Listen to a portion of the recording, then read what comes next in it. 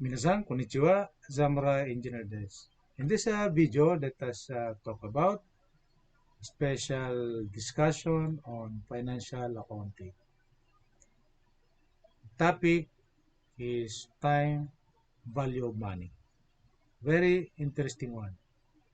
So this is where we will use the textbook of Weigand, Kemmel, and Queso. So we have 3 lessons. And our first lesson will compute interest and future values. And next, we will do compute present values. And third, use a financial calculator to solve time value of money problem. Okay, let us start. For lesson 1, let us compute interest and future values. This is the most basic among this topic. Time value of money. Would you rather receive $1,000 today or in a year from now? Of course, today because of interest. If you receive already the $1,000 today, you can put it, for example, in a bank, and then it will grow higher than 1,000 1 year from now. So that effect of time to our money is clearly satisfied, clearly observed, clearly there. Okay, so meaning there is an expectation of the value now and in the future. We have a difference between these values, and the expected common expectation is it will grow. Okay, there are other companies who will give you interest for the use of your money. Not only the banks, but the most stable one, the most concrete example is the bank. Okay. Nature of interest, payment for the use of money.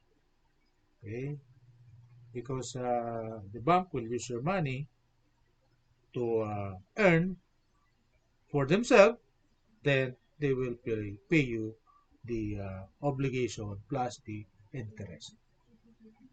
Difference between borrowed or invested principal and amount prepaid or collected. So they will invest your money. Actually, you are what? Depositing. If you are a depositor, you are depositing money to the bank. Actually, that is the bank's obligation to the depositor to return that money whenever the depositor wants it. So there is a kind of obligation, but that is called deposit. You deposit your money and then the bank will give you interest in return. Elements involved in financing transaction. So there are 3. Principal is the amount borrowed or invested. Interest rate and annual percentage. Take note, very important, annual. Whenever a percent interest rate is given, it is most likely, usually, generally, annual, unless it is specified otherwise. And number 3, time, the number of years or a portion of a year that the principal is borrowed or invested. Okay. Nature of interest, simple interest. Interest computed on principal only. Example, Assume you borrowed $5,000 for 2 years at a simple interest rate of 12% annually. Calculate total interest cost for 2 years. So we have 2 full years. Interest is equal to principal times interest times number of years. So 5,000 times 0.12 times 2 is equal to 1,200. You will notice that 12% is written as 0.12. I myself usually put 0 before the point, before the dot. So instead of putting 0.12, I always use 0.12. That is for myself not to be confused later on. So I can uh, maybe misread the 0.12 to be 12 because missing the dot is a very common mistake. I don't want to make a mistake, so I will always put 0 to indicate that there is a point after that. Okay, you can do that too so that you can avoid mistake. Nature of interest under compound 1. So previously we are computing simple interest, now compound interest, which computes interest on the principal and any interest earned that has been paid off or withdrawn.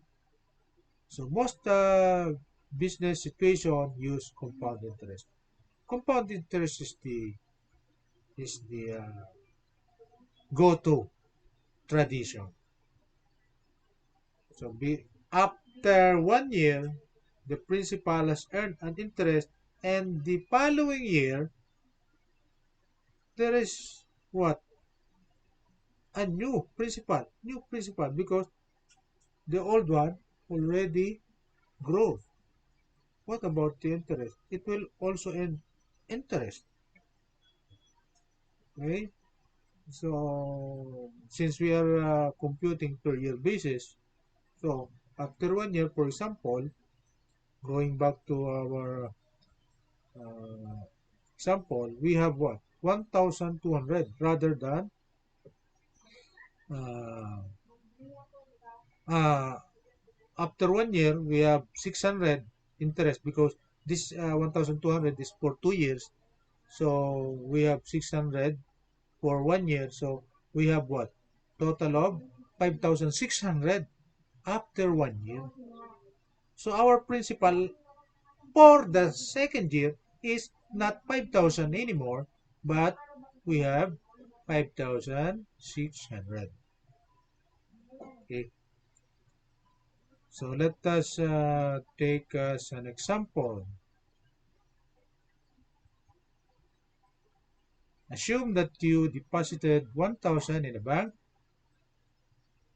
where it will earn simple interest of 9% per year, and you will deposit another 1,000 in another bank where it will earn compound interest of 9% per year.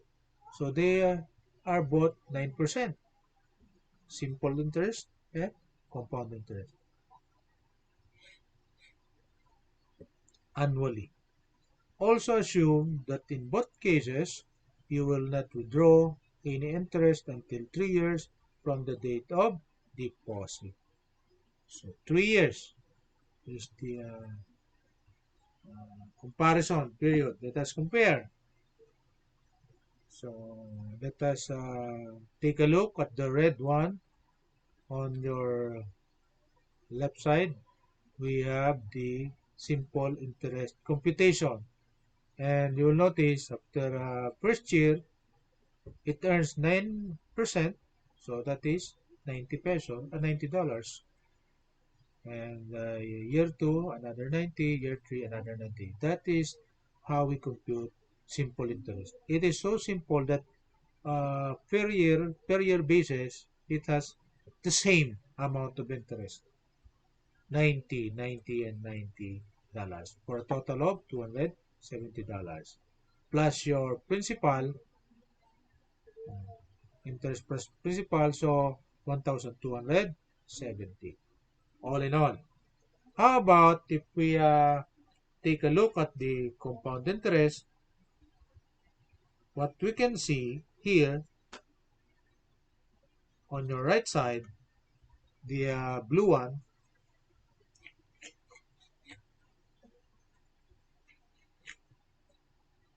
we have, or the first year, simple interest and compound interest are the same, 90 interest, $90 interest. However, on the following year, the second year, 98 years, because 90 times 9% is actually 8 $8.10. Okay, so that is immediately there's a difference immediately between the two. Okay, and on the third year, even more interest.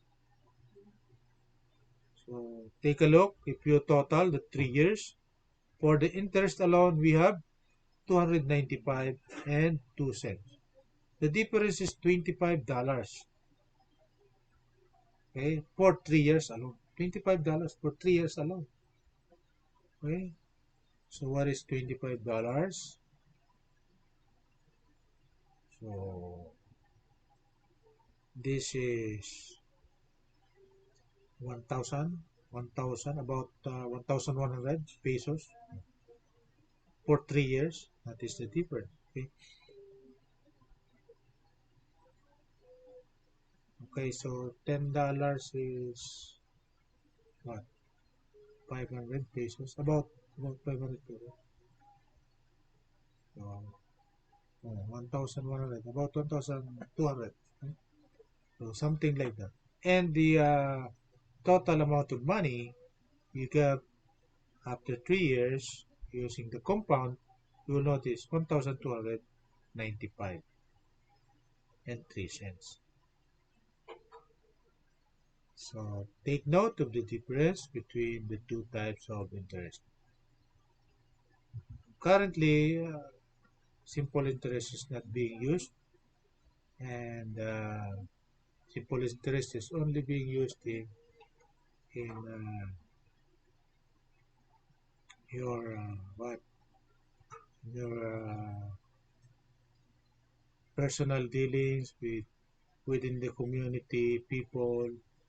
You have what loan, borrowed money, and you just what want to pay them back with interest, some sort of interest, but actually to avoid complicated computation. So many people are not aware that these are simple computation, but they are thinking of it as very complicated. So they think this compound interest method is very complicated. So it's very simple matter to use the simple interest method. But otherwise, companies to banks, and all other business dealing, we are not choosing simple interest, but rather compound interest. Future value concept. Future value of a single amount. Future value of a single amount is the value of a future date at a future date of a given amount invested. Assuming the compound interest, we have future value FV is equal to P, which is a principal, multiplied by quantity 1 plus I, which is interest rate for one period, and N is equal to number of periods. Okay? So there must be what? correspondence between I and N. If the period is 1 year, so interest rate must be 1 year and number of period is number of years. If the interest rate period is monthly, so excuse me, the number of periods is number of months. Okay.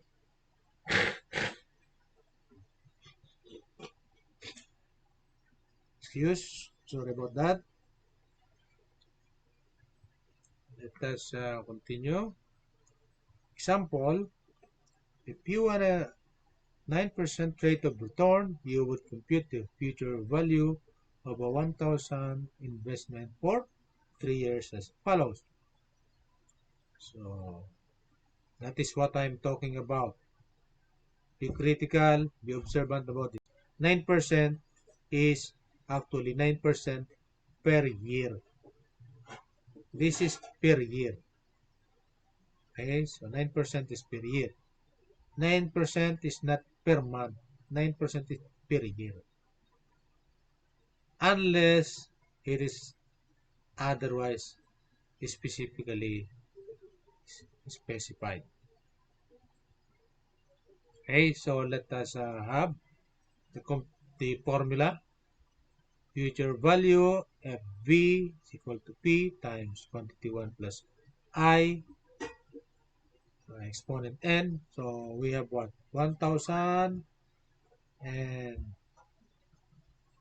1 plus 9% is 1 plus 0.09. So, and raised to the exponent 3. So if you compute that using your calculators, we have our scientific calculator. We can compute that by inputting 1,000 times quantity. There is a symbol of quantity there. 1 plus 0.09 quantity, then power 3. So press the equal sign and you will get 1,295. So we already know that in engineering how to use calculator and compute these things given the formula. So this is the explanation. Under the computation, we have the graph showing 3 years. Okay, we have 9%. So if you have any confusion solving any sample problem from the book, you can always take a look on this diagram, and put in all the needed information. The required information are what? 1,000 on year 0, then year 1, year 2, year 3. Year 3 is the what? The investment period, because it is invested for 3 years. So year number 3, so you have that year number 3 as your future value, and future value you will have to use the formula. Okay, P is principal. That means that 1,000 at year 0. Interest, put that on the um, subtitle of your graph. That is I is equal to 9%, and N, put that on the lower portion of the graph, meaning 3 years. Put that N is equal to 3 years, and then uh, fill in the formula and then get the result. Okay, so that's how simple it is. We will not do this in detail like this in the succeeding example. So this is the time you have to practice it in your calculator, putting it right there, the information needed. So there are only uh, what four or three information required needed to be able to calculate the required. So we have four different uh, information here. Data for N. What is N? Number of years. I, interest rate. Uh, present value, P, and FV, future value. So it depends. Later on, we will have problems, examples that will need to compute N or I or P. So using the same formula for FB. Okay, so you may need to what? To be able to manipulate the formula to be able to, for example, compute the number of years. Okay?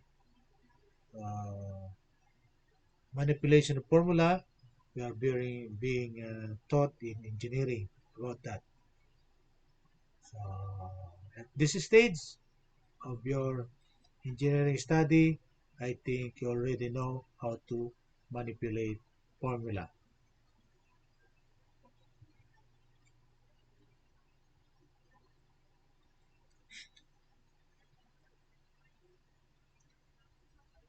Uh, if you want a 9% rate of return, you would compute the future value of 1,000 investment for 3 years as follows. Okay, so you have to do this just like what I've said, so that you will not confused. You will not get confused. So 1,000 principal, 3 years, 9%. We are actually uh, required to compute the 1,295 and 3 cents here. So that is your target. That is your target, that value after 3 years. So depending upon the different percentage and the different length of time, we can actually change different. We can actually change different interest rate, different number of years, and we can what? We can make a table like this. For example, you can what? Start with 4%. So in the market, 4% is uh, usually the lowest interest rate. You will not put in your money in a investment with less than this. This is very low actually. So 5% and below is very low percentages. So 6% going up, average up to 10% uh, is average. No? And more than that, very high. High. So it depends on the on the economy of the country. Depends on the inflation rate of the country. But usually that is the case. Usually that is the case. Particularly in our country, about 7% is good enough. So we can create a table that looks like this. Okay? Future value of $1 and then multiply by the factor. So you can see you can see using this table you can have the same answer by using the table without formula, without without going to this formula. But we are engineering student, we are more fond of using formulas than tables.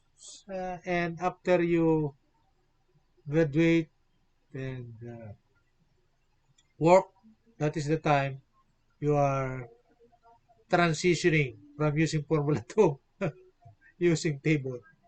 Then engineers nowadays in the field are just using table and are not very interested in solving using formulas anymore. But that is our training. Our training in school so that later on you can check, you can verify that your table is correct. Is your table correct?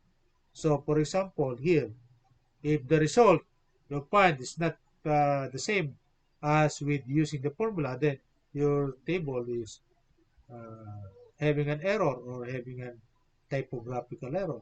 Okay,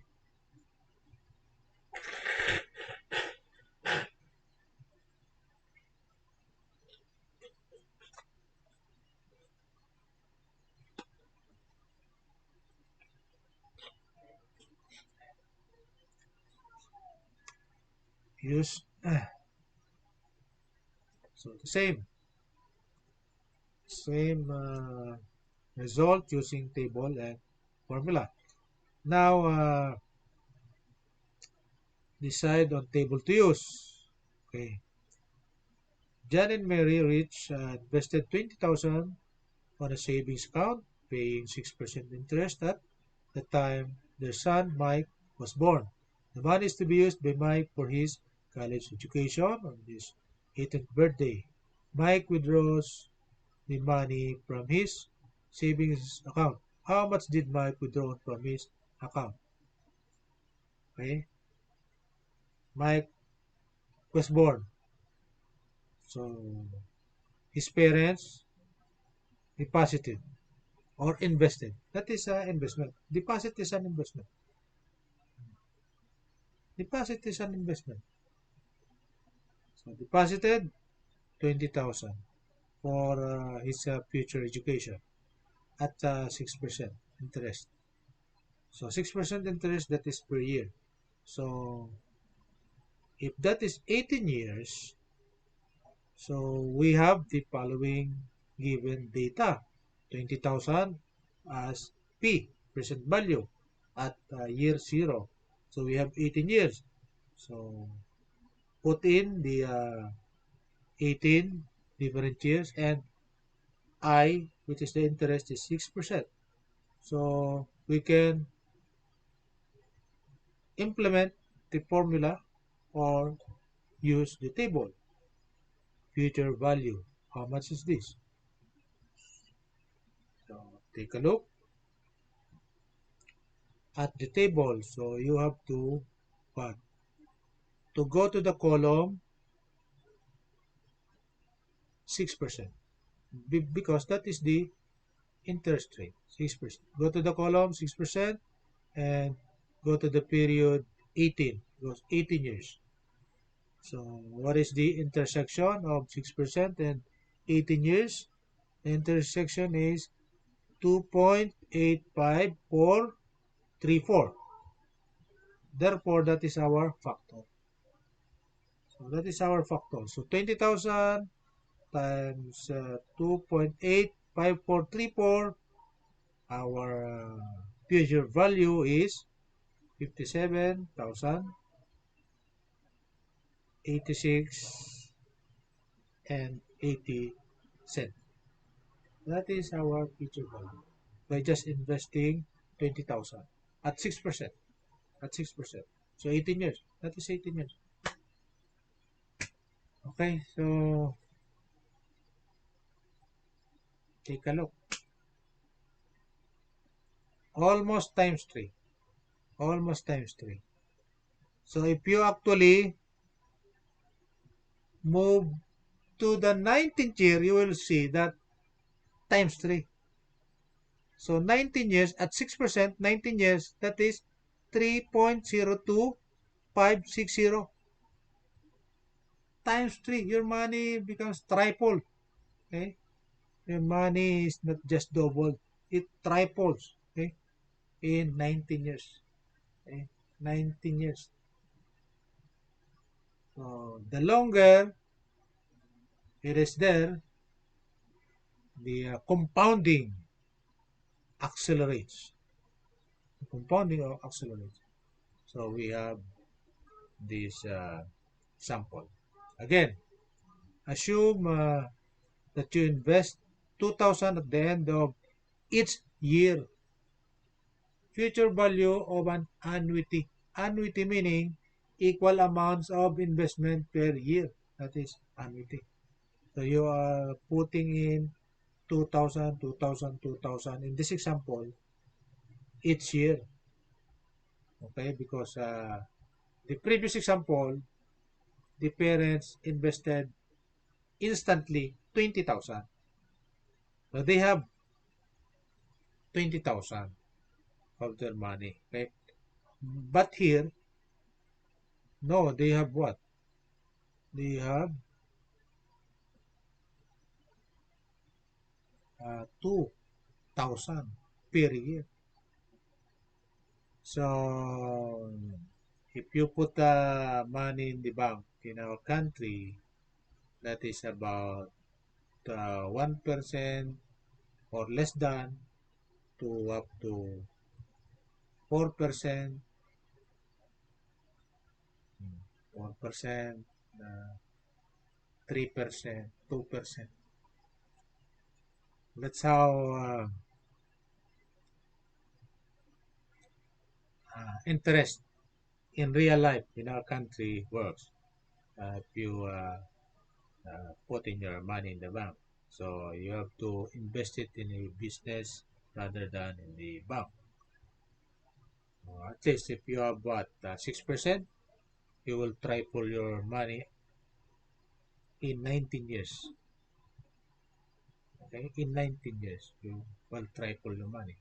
But for example, what happened if you'll just having what 2% or 4%, so it just doubles. So in what in 6% and 4%, it just doubles in 18 years. But in 6%, it almost tripled in 18 years. Take note of the difference, just 2% difference, doubles and triples. Okay? So very clear difference there.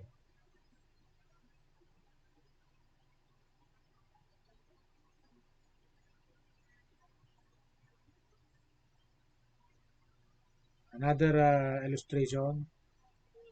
So you invested. So this is what we are dealing with.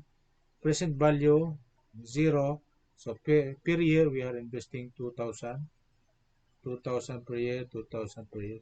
So let us start with the first year 2,000, then the second year 2,000.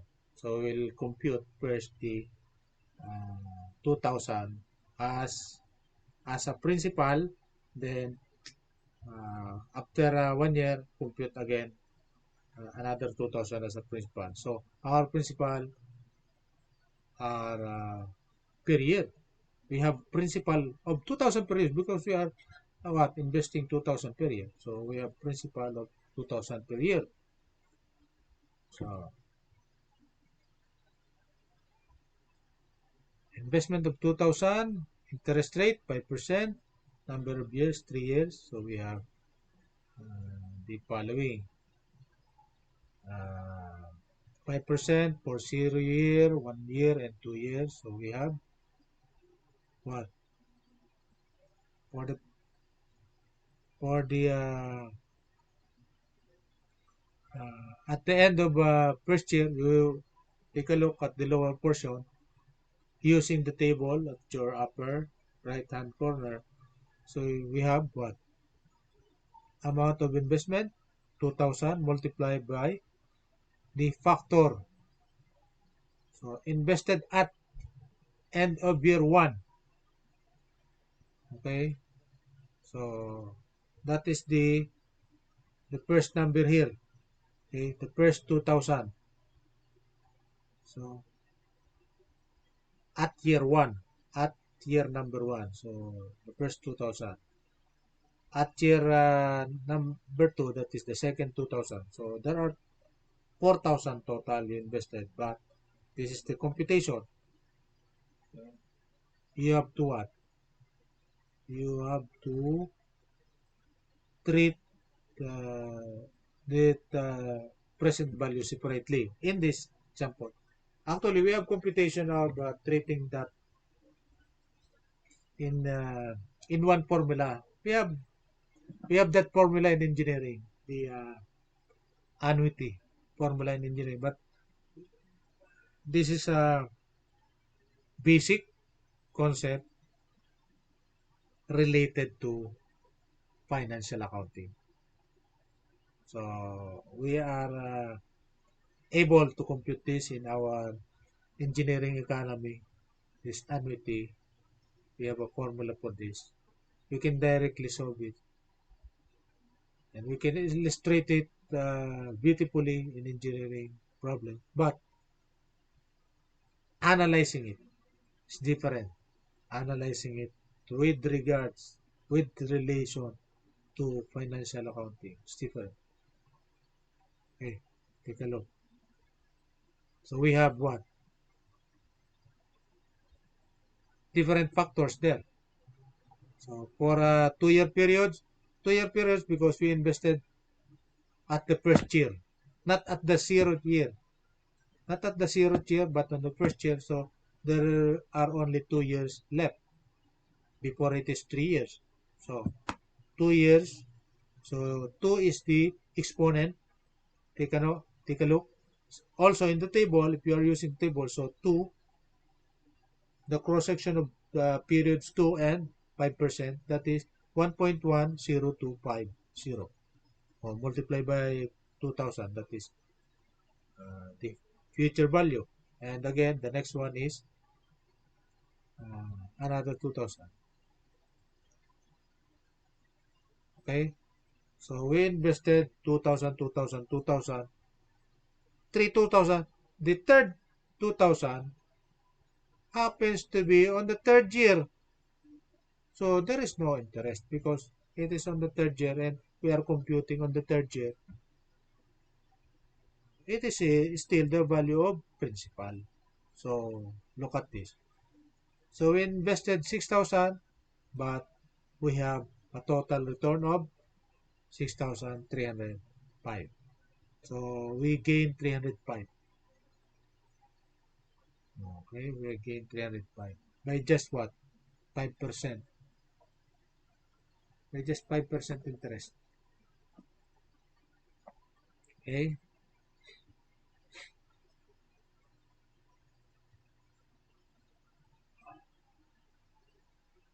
Illustration of again annuity. When the periodic payments are the same in each period, the future value can be computed as using a future value of an annuity of one table. Illustration. We have Jen Char, Louis' daughter, Debra, has just started high school. They decided to start a college fund for her and will invest 2,500 in savings account at the end of each year. She is in high school for payments total. The account will earn 6% interest compound annually. How much will be in the college fund at the time Deborah graduates from high school? Okay, 4 years. After 4 years, how much? So you invested what? 8,000 in total. 4 years. Uh, 10,000 total because 2,500 period. A total of 10,000. So how much is after 4 years? So the period for the first investment is 3 years. Then the second one is 2 years. Then the third one is 1 year. So compute separately. Then total.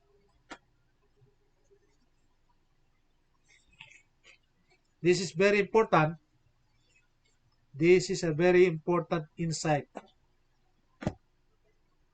This is very important insight because in engineering, again, we are just using formula. We do not feel that there are what so many principles involved. Per year, we have a new principle. That is what we call annuity. Okay?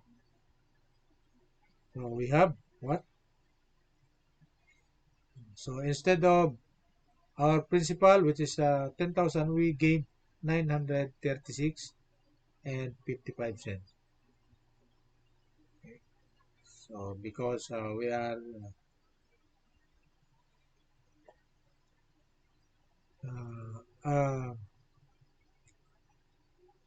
having this factor, no? 4.37462.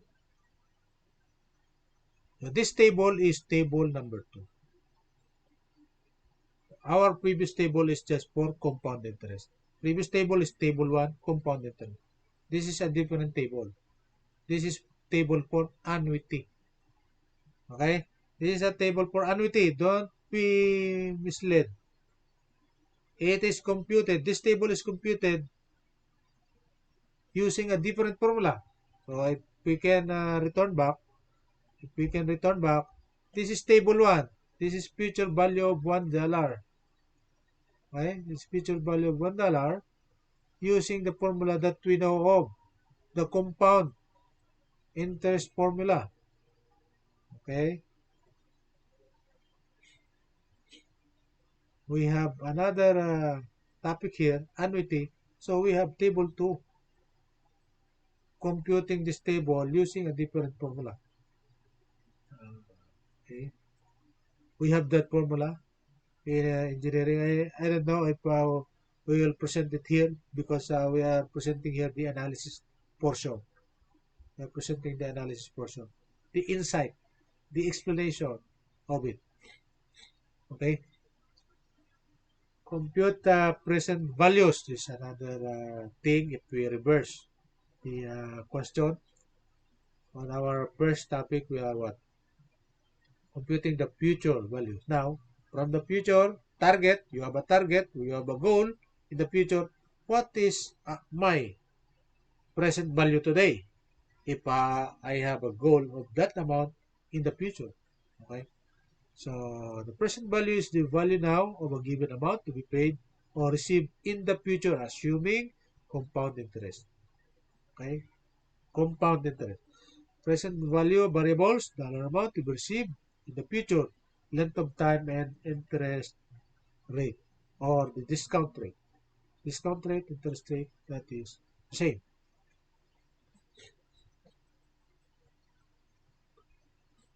So in our first formula, future value is the one we are going to determine. But now, present value, P. We want to determine P, present value. So future value is there.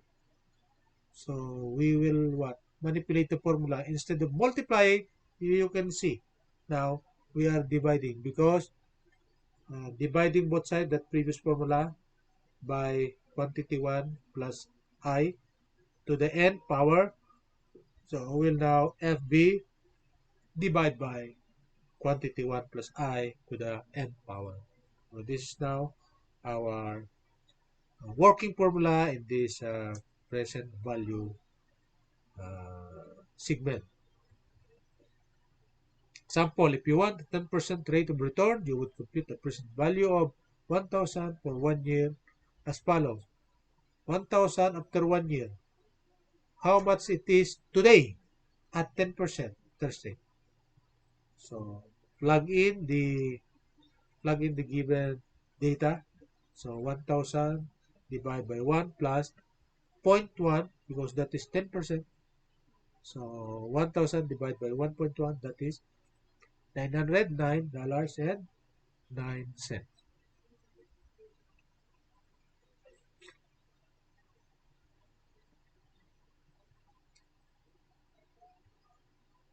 Again, we have uh, the same example using table.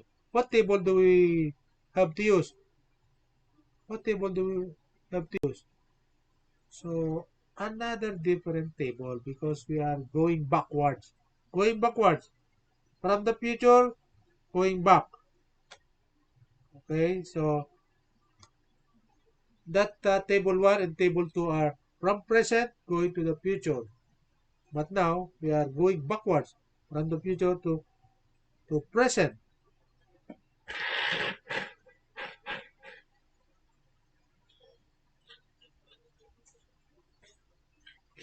Sorry about that.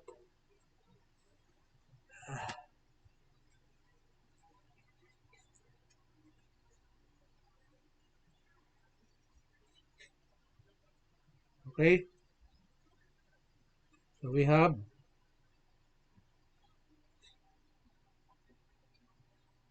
to use table 3. So different table. So we can about 10%, and then on the cross of 1 year period, and then 10% to L1.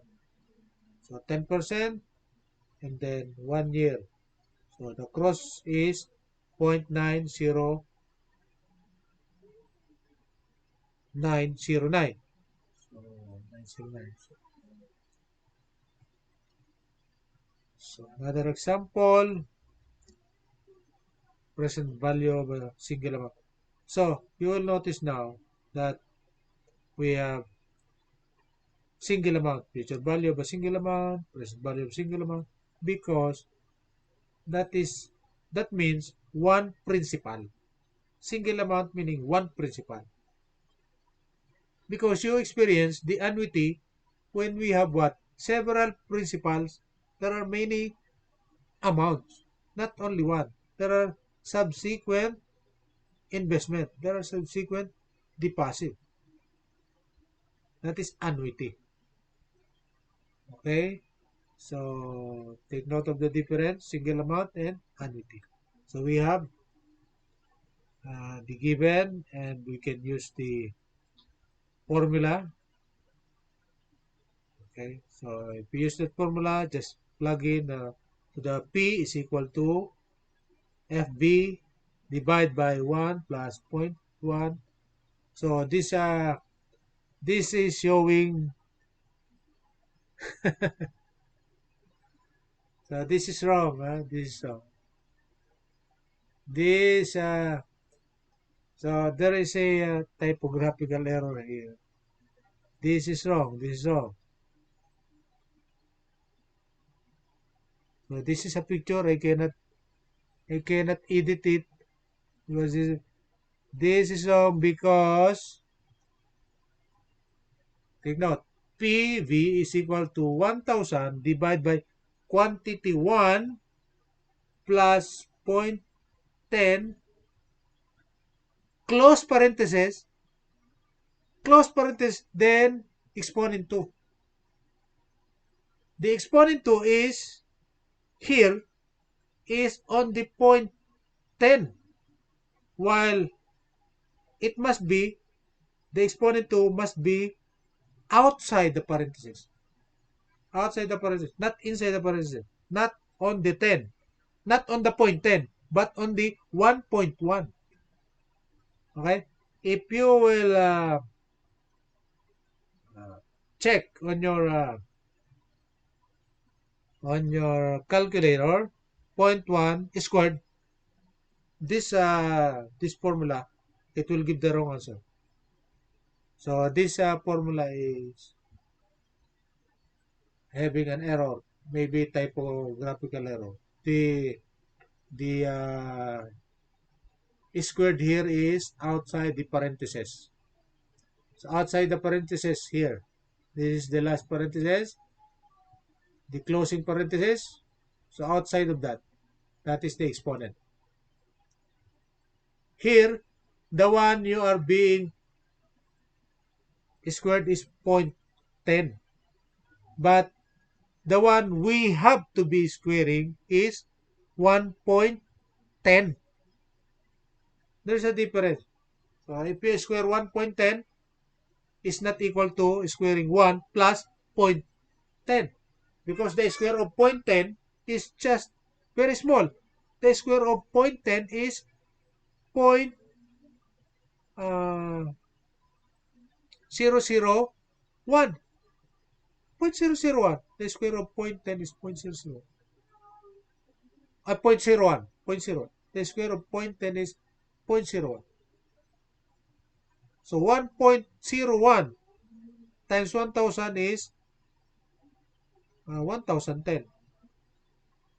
The answer from this formula is 1,010. But the correct answer is here. This is the correct answer. 1,000. That is not multiply. That is divide. So 1,000 divide by 1.21. Right? So this is divide rather than multiply. So this is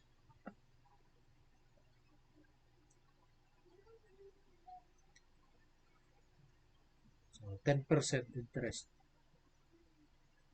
So previously we have calculated what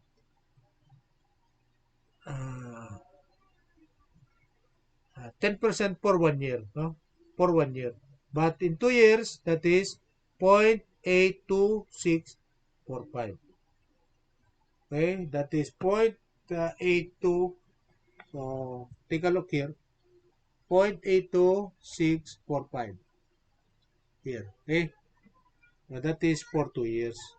So using this table number 3. Now, I know you are very well aware. You are already first year, second year, engineering student. You are well aware of these things. Okay, I cannot edit it right now because it is a picture. So this is having a typographical error. Okay, let us. This is the explanation of that. From table number 3, we have this. So comparing use of formula to use of table. So if you don't have a table, so you must have know how to use the formula and use it properly. Not in this one. This is wrong. It will not give the same answer. It reflects usual thing in engineering, using using a wrong formula but giving out this correct answer. Something miraculous happened. Magic. This is a magic. It's a magic. If you just use your calculator for that formula, that will not give this type of answer. Okay? Excuse me.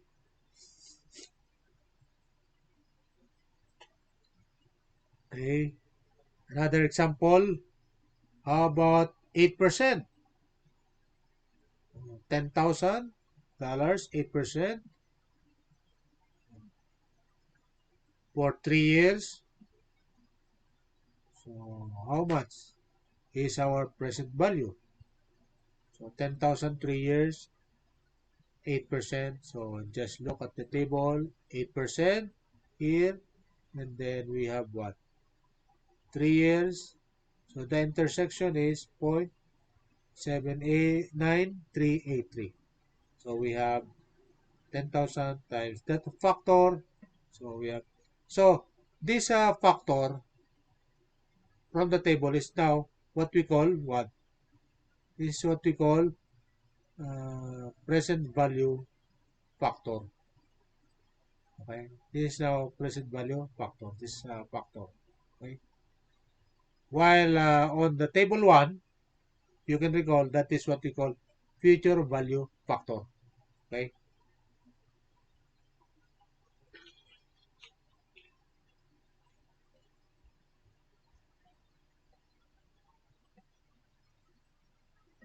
present value and future value factor.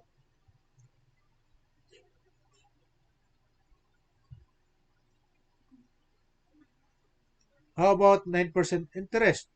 4 years. Another example here. So, in order to accumulate 5,000 for a down payment 4 years from now on a new car.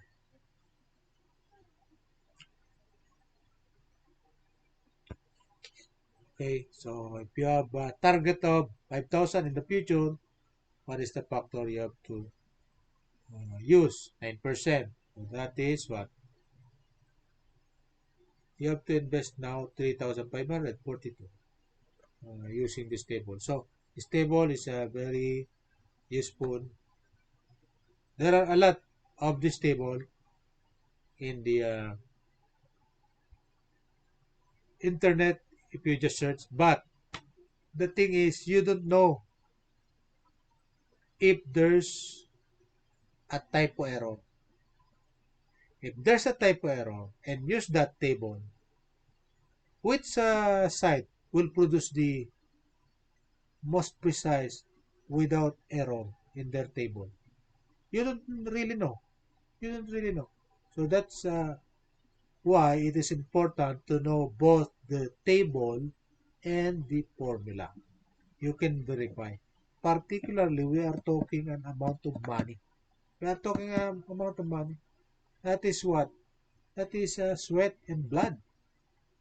That is sweat and blood we are talking of. Okay? So money is what we are computing here. So if you have what? A typo error on the table entry, just because somebody is sleepy inputting that particular what data, the table, and suddenly afterwards, after so many years, you found that table and use that value. How can you verify? So that's why it's very important. We can use a table and at the same time verify it by hand, manually, or manual computation. Okay? Present value of an annuity. Annuity now.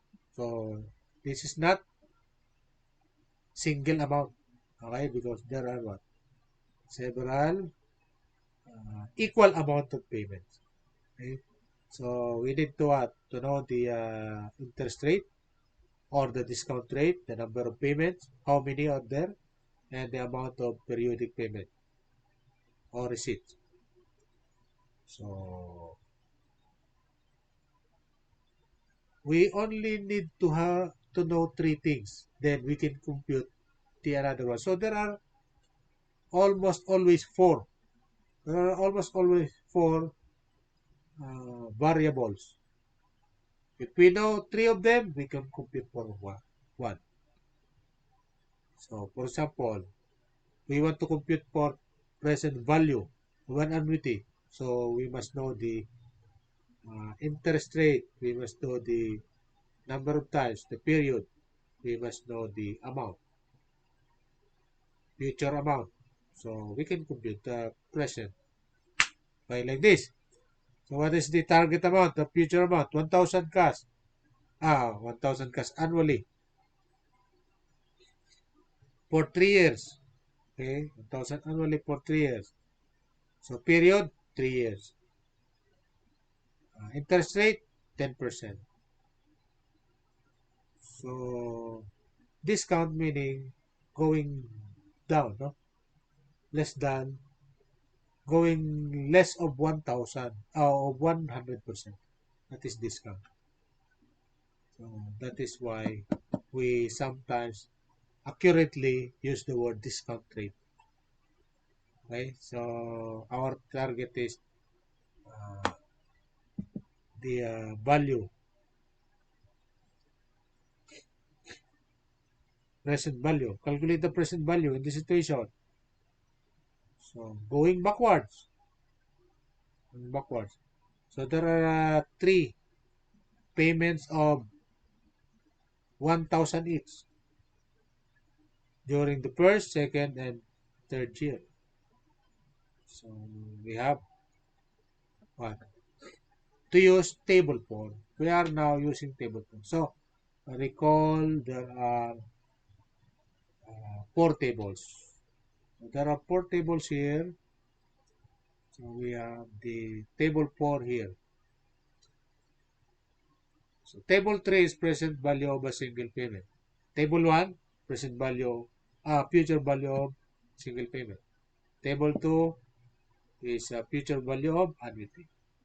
Okay. Table 3, present value of single payment. And table 4, present value of annuity. So 3 years. So here, look at the 3 years and then 10%. You can verify this using our basic formula. The basic formula for the making of table and the formula that we use in solving problems, you can verify this table. However, as an engineering student, if you already took the engineering economy subject, there is a formula of present value of annuity. Okay?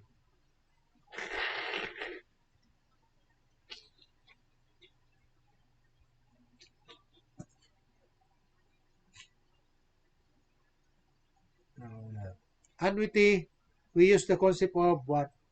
Arithmetic progression. We use the concept of arithmetic progression that is being laid out in our engineering economy, plus the concept of future value, future value and arithmetic progression combined, we have that single formula.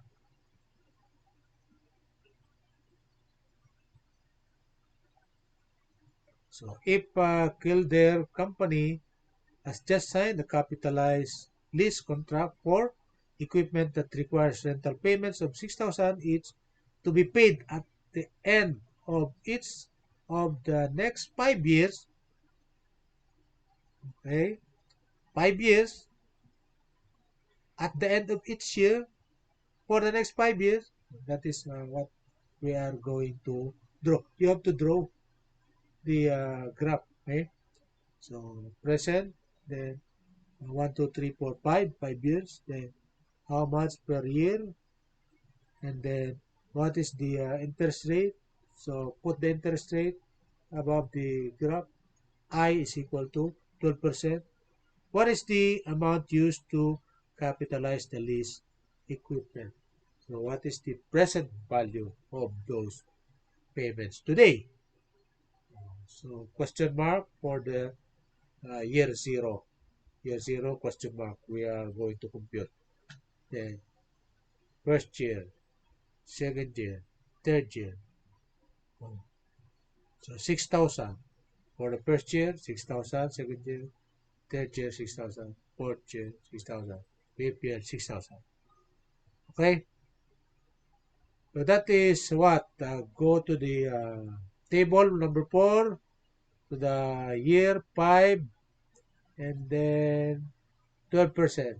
12% year 5, that is a factor of 3.60478. So 6,000 multiplied that factor, so we have 21,628. Okay.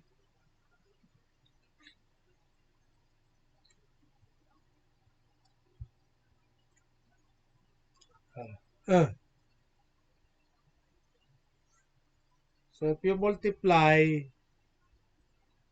very without interest, so 6,000 in 5 years, 6 times 5 is what? Supposed to be 30,000, no? 6 times 5 is 30,000.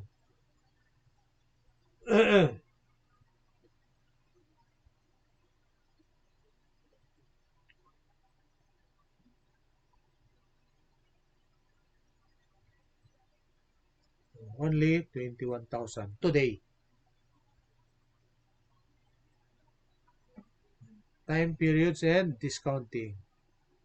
Example, assume that an investor receives 500 semi-annually for 3 years when the discount rate was 10,000. Calculate the present value of this annuity. 10% semi-annually, okay, for 3 years. So 3 years semi-annually, so that is 6 times, okay, semi-annually, so 5%, no? Okay,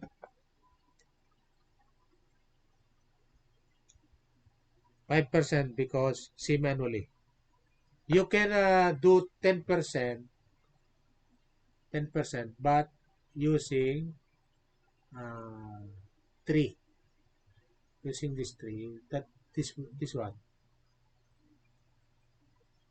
3 years.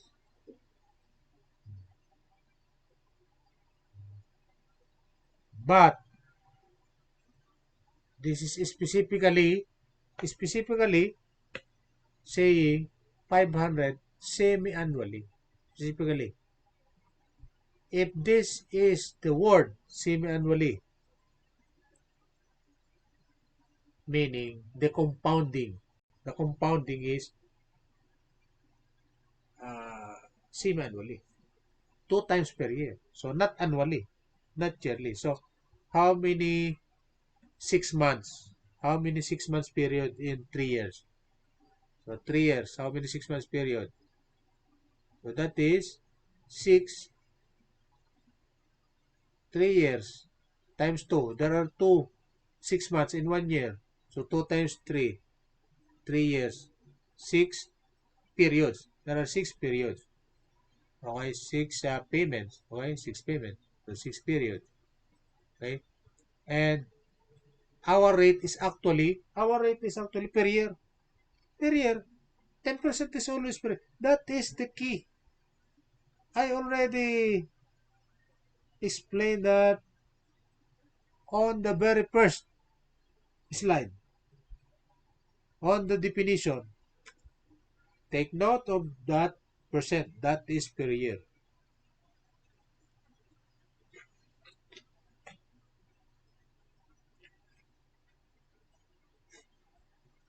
10% per year. So you have to do it semi-annually. So therefore, what will happen?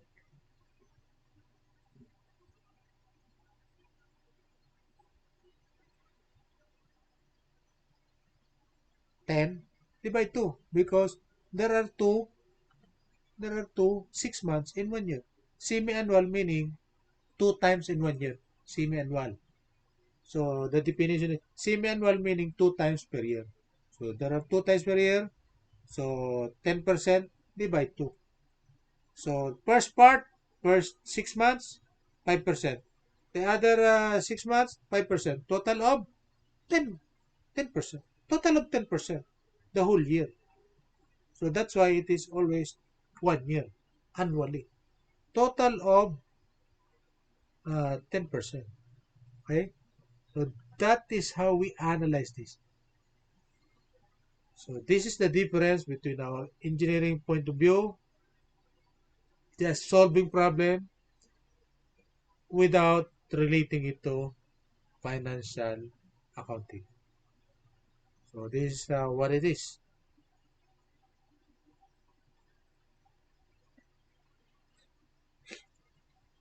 Present value of a long-term note or bond. Okay, so we have two cash flows. Example, periodic interest payments, annuity, principal paid at maturity, single sum. So single amount. That is the difference.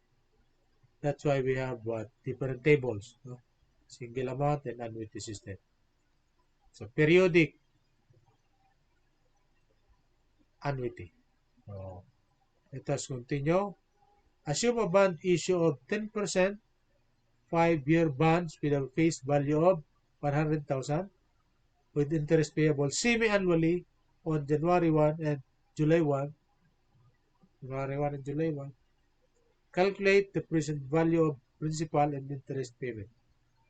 So if there are 5 years, the period is 10 because 5 times semi-annually is 10. 5 times 2 is 10. So 10 periods.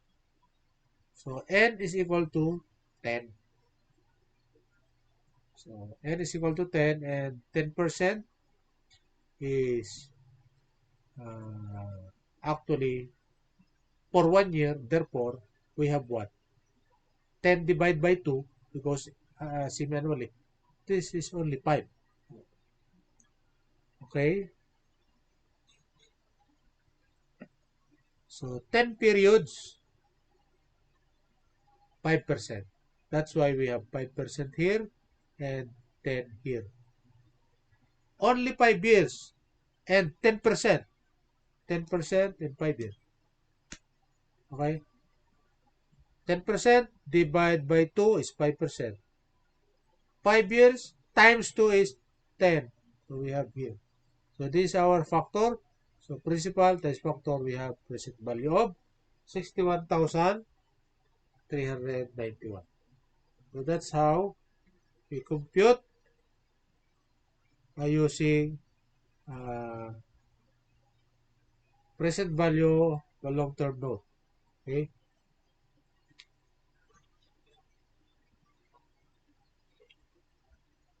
That is our what? Table 3.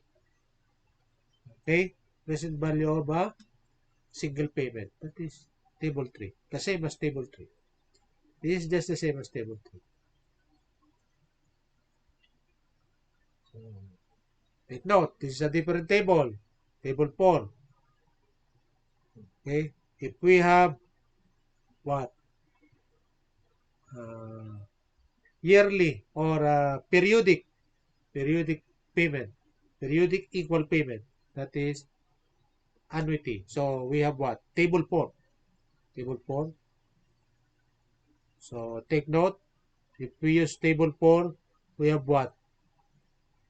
Factor of 7.72173 times the equal payment to 5,000, total is 38,609 at present.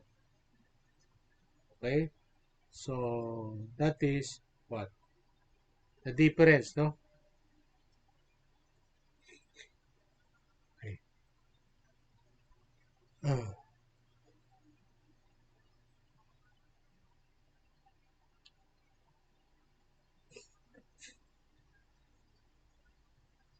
Okay.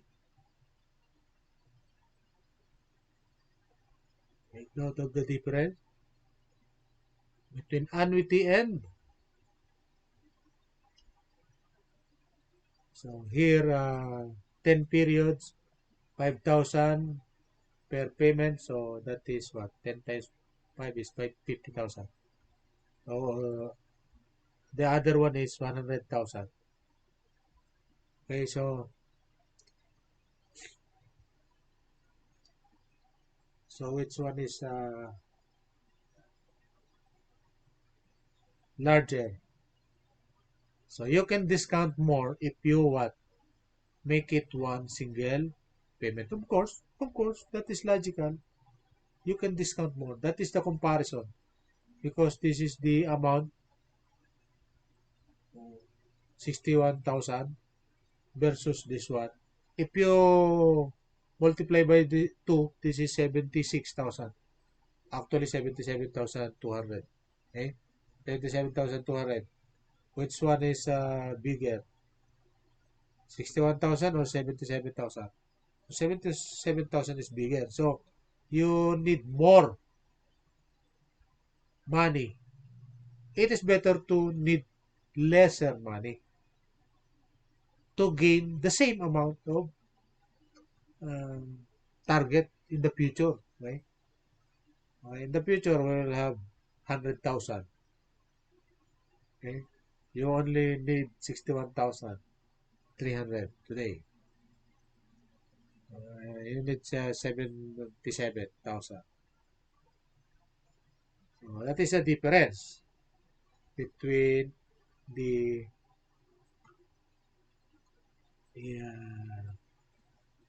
single amount and annuity.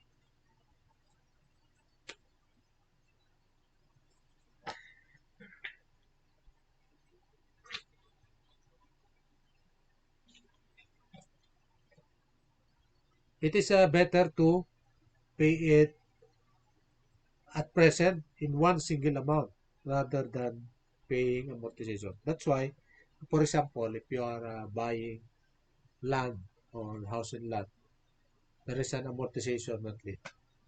If you have money today, it's better to pay it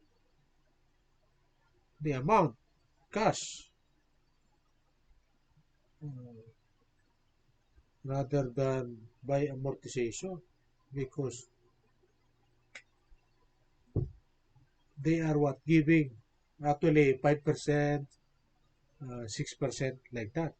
And you cannot get that in a bank. In our country, you cannot get that in a bank. 5%, 6%, cannot get that in a bank.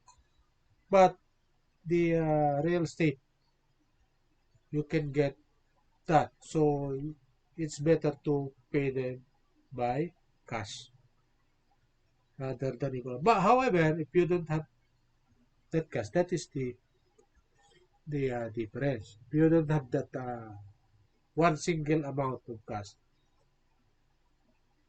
it is hard for you to produce that. So there's no other way that uh, left. You just have to pay it little by little by amortization, little by little. That's how they compute it. The same table they are using, same table they are using. For example, in Pag-ibig, okay, offering house and lot or lot.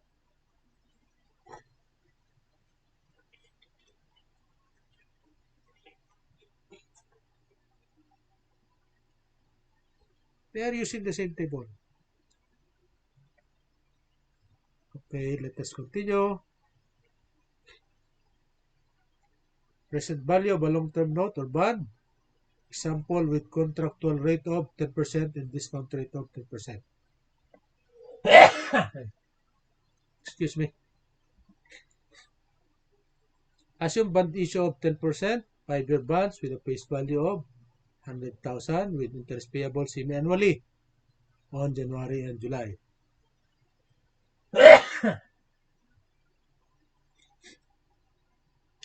Sorry about that. Staff, having colds. Common colds. Okay. So we have what?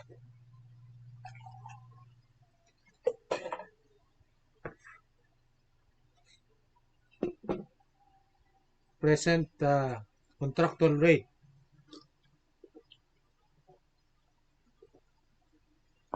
10%. So present value of principal to be received at maturity. $100,000 times PV of 1 due on 10 period. Because 5 years, semi-annually, so that is 10. And 10% semi-annually, that is 5%. So table 3, use the factor. Table 3. Look at the factor. Table 3. That is table. 5%, 10. So 0.61391. So what is it? 0.61391. Okay, so take note of the table. 0.61391. 0.61391. So same, huh? Table. Present value of interest to be received periodically. Periodic. So every 6 months. Over the term of the period. Okay, so 5,000 times PB of 1 due periodically for 10 periods at 5%, 5,000. So we'll have to use the table number 4. So that's why it is what? 38,000. So this is now the what? The comparison. Comparison of this. Comparison of this and this. You will notice what? The total money you invested is actually 100,000 in this example, in this portion. The total amount, the face value is 100,000. Here, the amount is 50,000.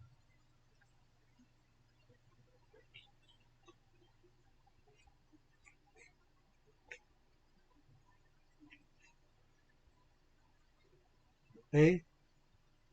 So, this one, if you add, the total is 100,000. Okay?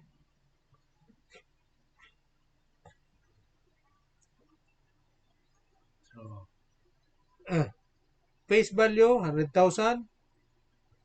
At present, that is only 61,000. That 100,000 is the value after 5 years. After 5 years. That value is 61,391 today. And present value of interest to be received periodically. Okay, you are receiving periodic amount.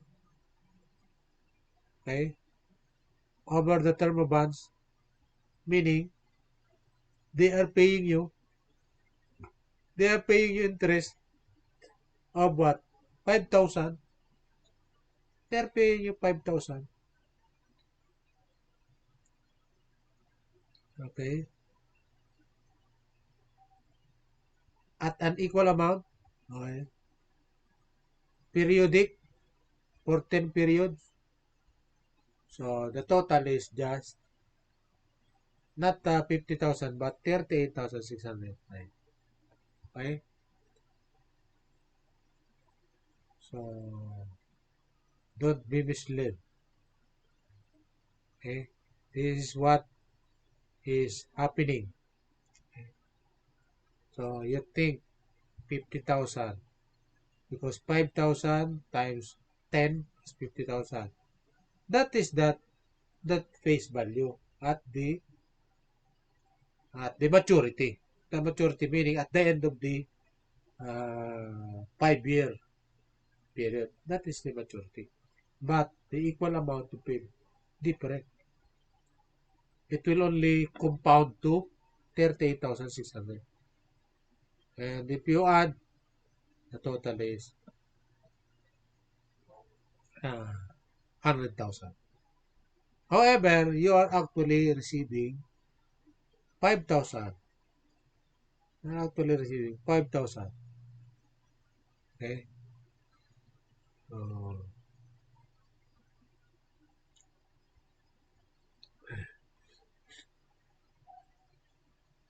that's why it is called 100,000 face value. That is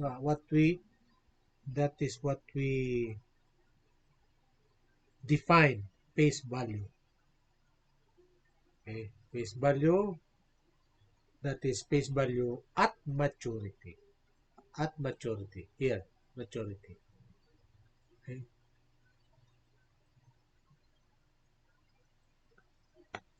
Okay? That is at maturity.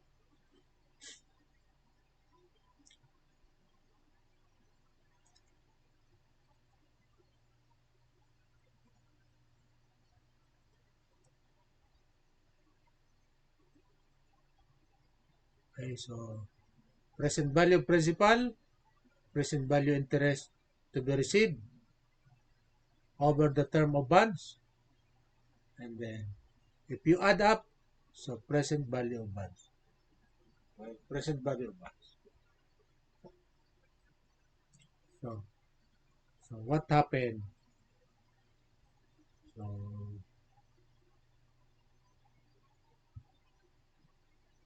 very, what? Very small. Compared to the industry standard interest, it is still okay. It is still better to use bond, to invest in a bond. However, it's still what? Uh, Not the way ordinary people expected. Okay? It's not the way we expected it. This is how, this is the explanation of expectation versus reality. This is the real thing. Okay?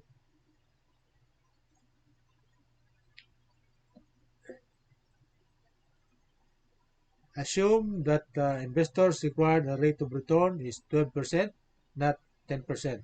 The future amounts are again 100,000 and 5,000 respectively. But now a discount rate of 6% because 12 divided 2 is 6. Calculate the present value. So you can look at the table. So here 6% here. So for the first one, principal here, so 0.55839. 0.55839. Table 3. Table 4. 7.36. Okay? You will notice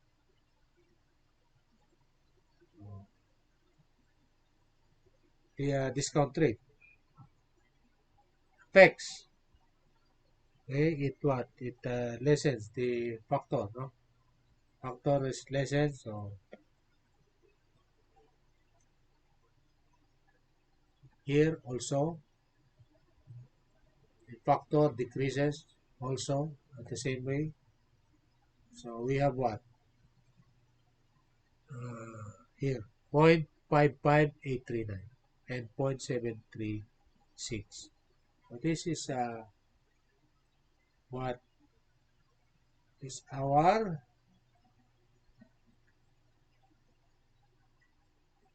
computation.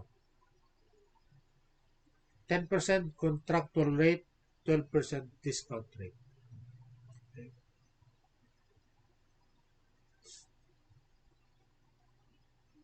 So compare this to the previous one with the, which is what? The same contractual rate and discount rate.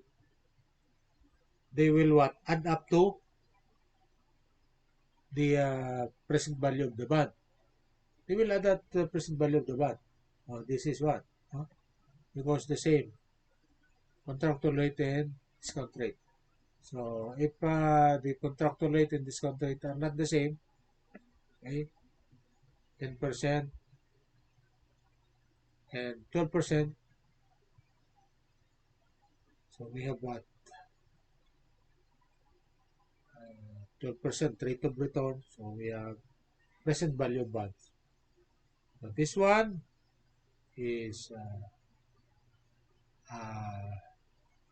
a little bit better, no? Little bit better.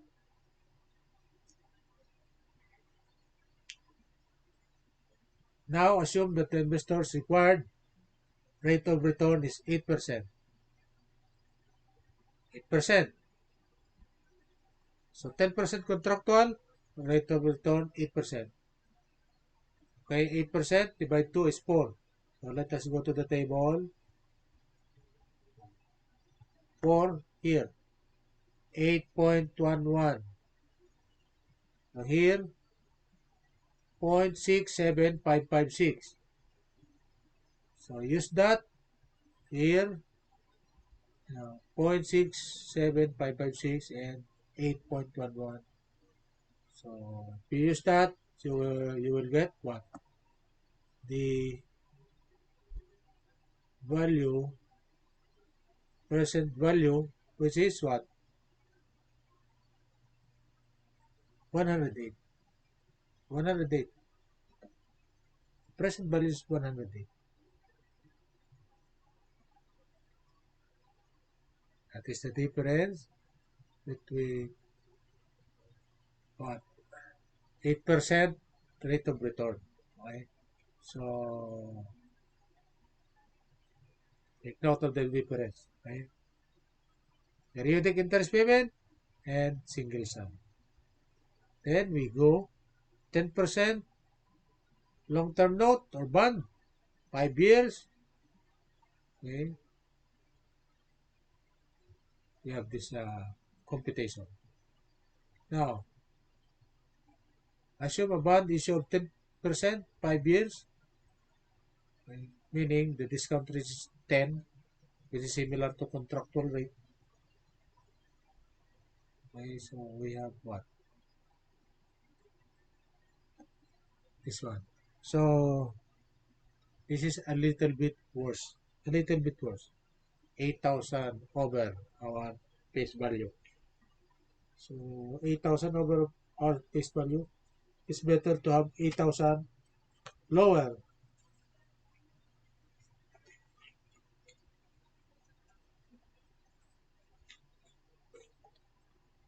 So, because this is the amount you have to invest. Okay? This is the amount you have to invest. So, we can say that this is premium. This is the amount you have to invest for a $100,000 bond. So this is bond premium. Okay. For $100,000, you just have to invest 92,000. So with this income, right? So this is better than this. You have to invest 108 for a face value of 100,000. So there is some sort of so this is the opposite of the bond premium. So that is bond discount. Okay. So this ends our lesson number 2, and let's go to the next lesson, the last lesson in this chapter, lesson number 3, use of financial calculators to solve time value of money problem. So we have what? Scientific calculator for engineers, but we have financial calculator for accountants and accounting, bookkeepers and the like. Bookkeepers, management, we have financial calculator. So we have this following key. Actually, your electronic calculator can change mode. You can change mode from scientific to financial calculator.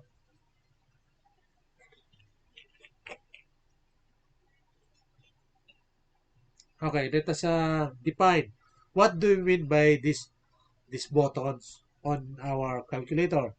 N means number of periods. So we are using small n, but in the calculator uses capital N, number of periods. What is about I?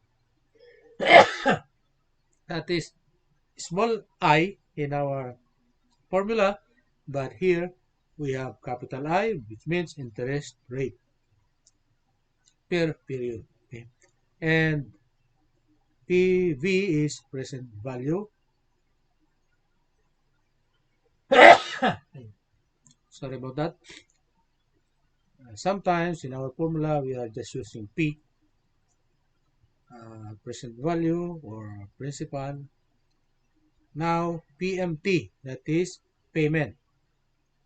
Payment and FB, future value. So just by familiarizing with this naming convention, we are able to relate one button from the other because we have relationship formulas.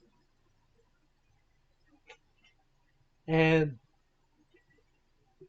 in this case, in our ABM,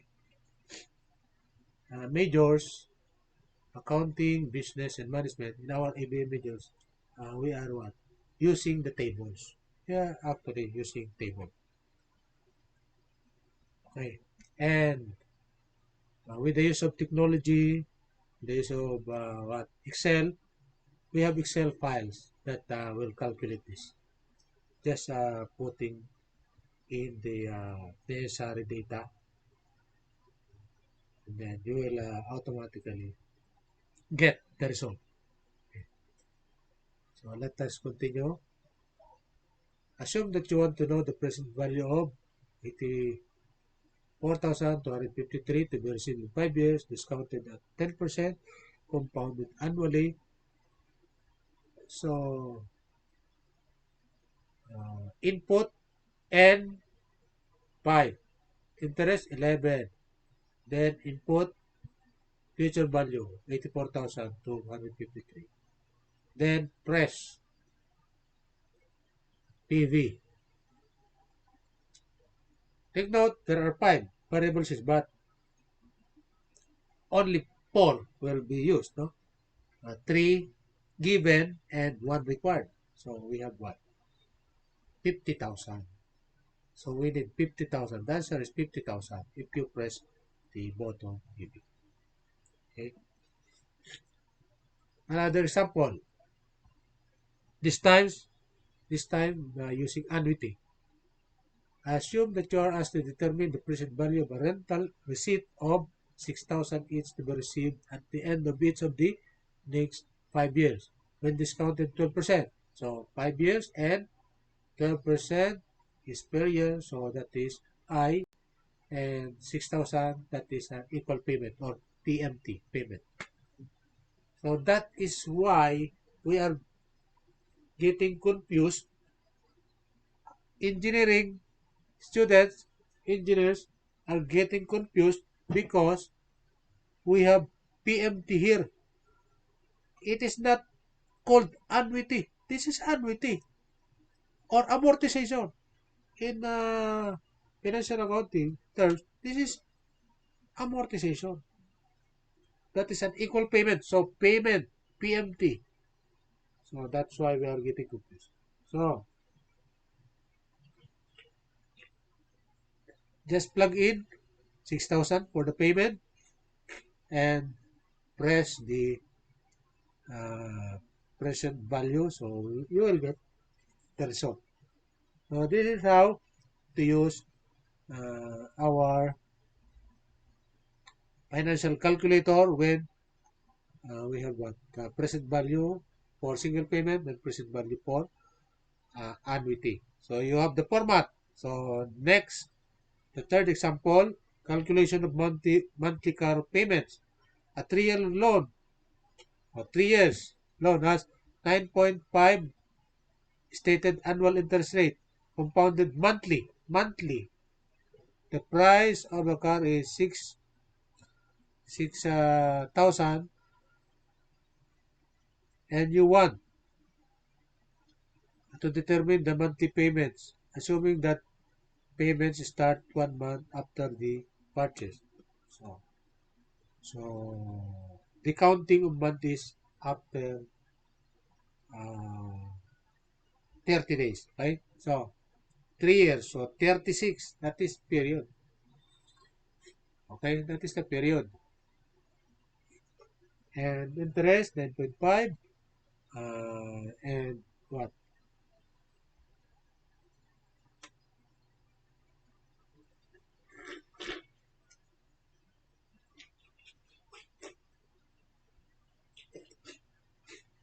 Okay, you can see here. Uh, uh, this is yearly, this is yearly, and this is, I think, error, no? N is 36 because the payment must be made monthly. But the interest rate is not 9.5. 9.5 per year, that is per year. So, 9.5 divide by 12. That is what you will have to input here. Okay? This is per. So if you can recall our definition, I, interest rate per period. 9.5 is not per period. That 9.5 is per year. Take note.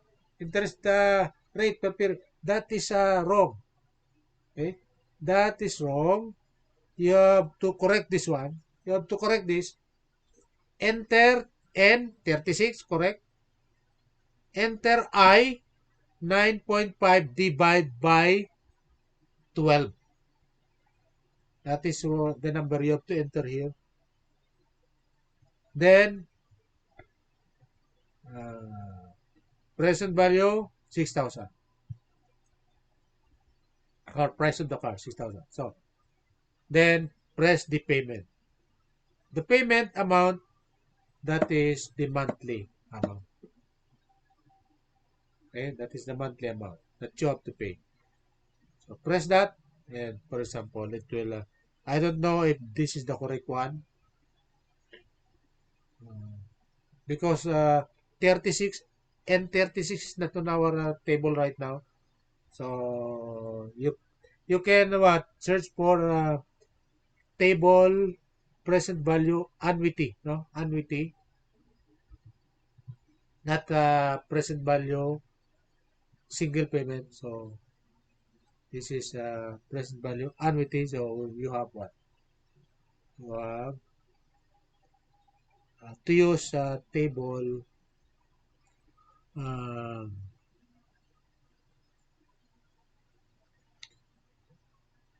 4. You have to use table 4. So present value. So if we can go back to our tables, present value annuity. Okay, present value annuity. The present value of the car is 6,000, but the period payments is 30. So this is out of our table, but they are there are table. Search in the internet. You can search it. And 9.5 divided by 12, that is the interest rate. Okay, so because that is per period. That is per period, not 9.5 is not per month. That is 9.5 is per year. Okay? So that is what here? Okay. You know, it is specifically specified. 9.5 annual interest rate. Annual. 9.5 is annual. But we want to calculate what?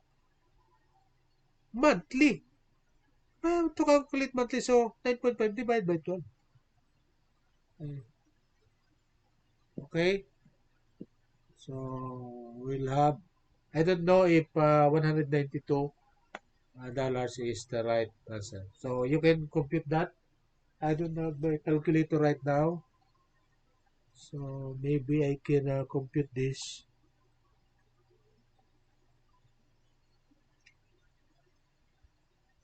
So just enter it in your calculator. 36, 9.5 divided by 12, then 6,000. Then press the button PMT. I don't have anything right now. Sorry about that. And you will get the result. The correct one. I don't know if this is the correct one. Okay, let us go to the last example. You decide that the maximum mortgage payment you can afford is 700 per month. The annual interest rate is 8.5. Annual. If you get a mortgage that requires you to make monthly payment over a 15-year period, that what is the maximum purchase price you can afford? So what is that? 15 years times 12. So 15 times 12, that is 180. 180. And our interest rate is 8.4. I will check. I will check.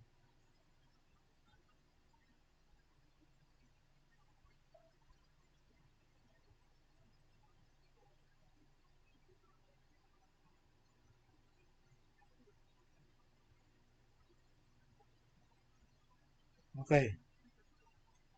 So it is really, you have to input here 8.4 divide by 12 because you are per month basis. Per month. 8.4 divide 12 because that is annual. Always divide 12. Divide 12 why? Again for the third time. Interest rate per period. What is the period? Month. So the interest rate that you have to input here is monthly, not yearly. Okay, so here the given is yearly. The interest rate is yearly given here. So how to compute for the monthly rate? Divide 12. So this annual rate divide 12. That is the correct interest rate here. Okay, so do that and use. You can what? You can compute. You can actually use a table again. You can actually use a table 4. Table 4. And use the table 4. So this is a different because payment is given and payment is to be determined and present value is given.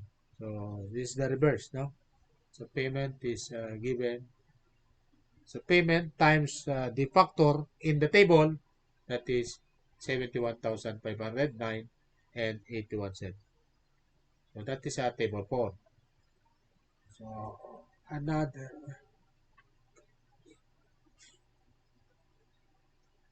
so imagine you have what? Here, you have to multiply payment times the factor in the table. You have to multiply. But here, you have to divide. You have to divide. Your 6,000 divide the factor that you will be getting in the table. Can I have an immediate uh,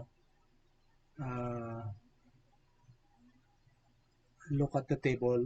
Let's have a table with, the, but the table is too much. 180, 180 periods. Can we have a table like that? Let us check in the internet if we have table with annuity table.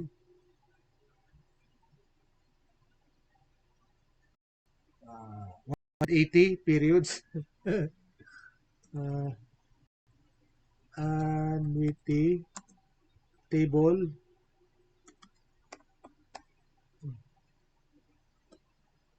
Annuity table with 180. 180 annuity table. Can we have that? So I am checking. I am just checking in the internet. Very slow internet process. 180.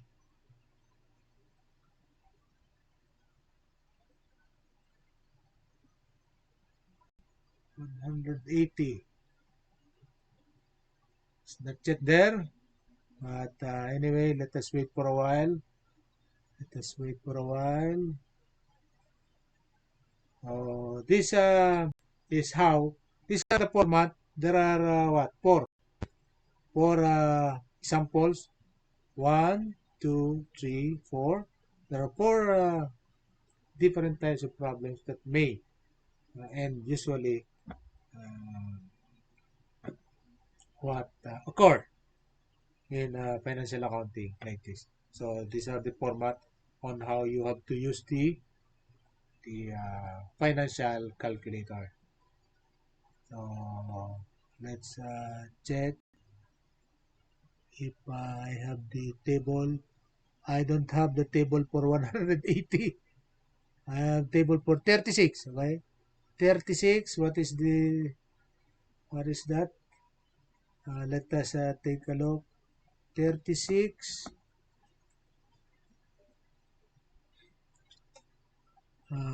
This one is 36. 36. Okay, 36. So 6,000. So divide by the factor from the table. So 6,000 will become smaller value of 192. So take a look. 36. 9.5. I think 9.5 is not in the table because this is what? 9.5. Aha. 36.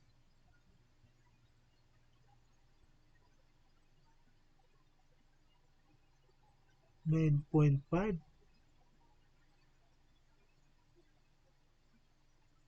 10.12. Ay, ay, ay.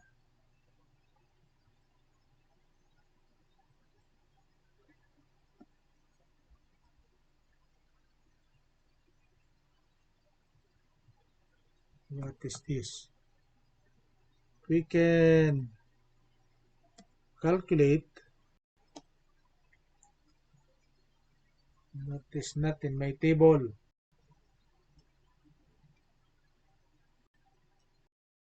So my system is not working at high speed right now. Please bear with us.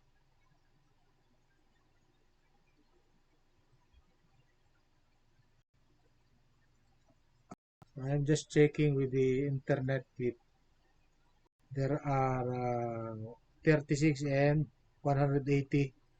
So it's not impossible to get that from internet, but I'm just taking a look right now.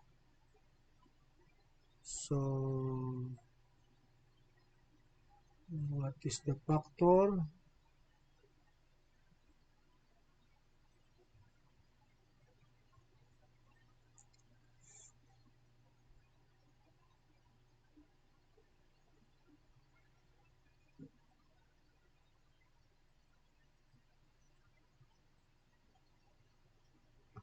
I cannot see it. I don't have any. I don't have any.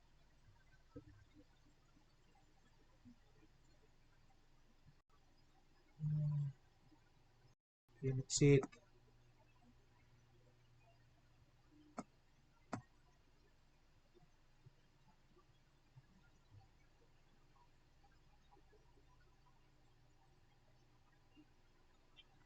Ah, ah, ah.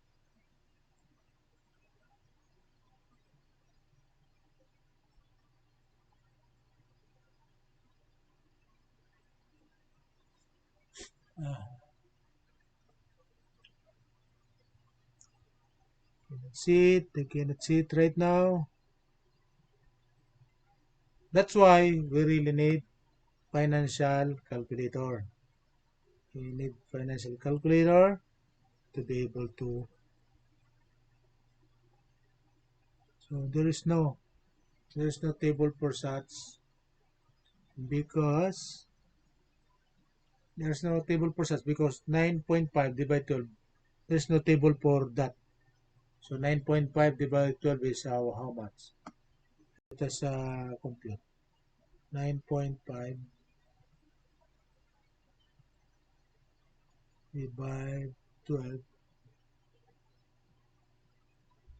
is 0.79. 0.79. Or you can use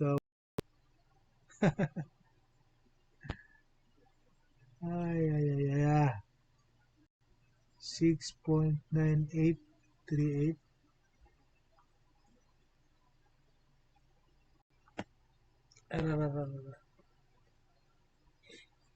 Ah, ah, ah.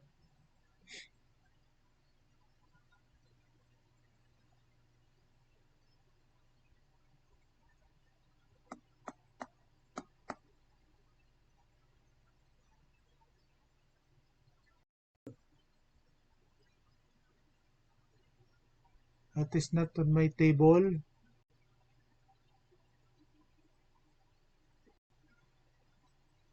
I cannot search. I can do it the search right now.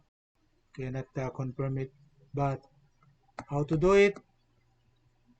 Stick to the definition using financial calculators. N is the period, the number of period. That is not number of years. That is the number of period. So if this is stated as compounded monthly meaning 12 months per year times 3, that is 36. That is the number of periods that you have to put in letter N. And how about interest? This is interest per period, not interest per year. The given are almost always per year, but you have to input the correct amount of interest, that is uh, per period. Okay, so then input the principal, and then you can get the monthly payment. So that is how to do it correctly.